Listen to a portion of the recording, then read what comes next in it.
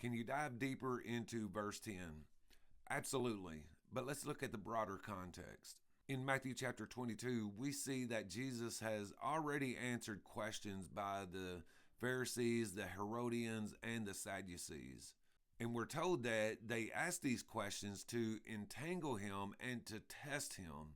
And we know throughout his ministry, that's what the Pharisees and the religious leaders wanted to do during that time, because ultimately what they wanted to do is get rid of him, which is what happens at the end of his ministry and life, the crucifixion. So when we get to Matthew chapter 23, we see that Jesus turns to his disciples and he gives them a horrific description of the Pharisees.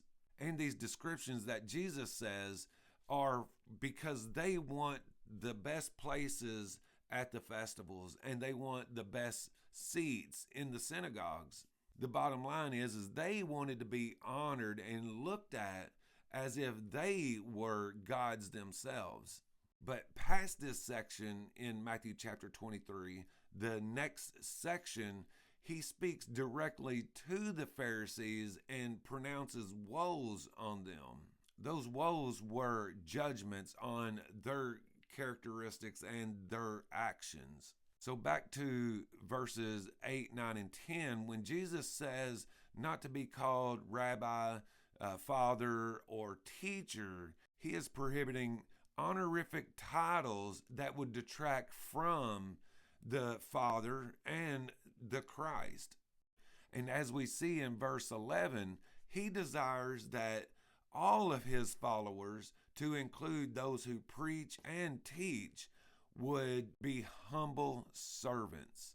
So I hope this helps. And if you have any other questions, just let me know in the comments. And if anybody else has any questions about any of the chapter summaries, let me know about those in the comments as well.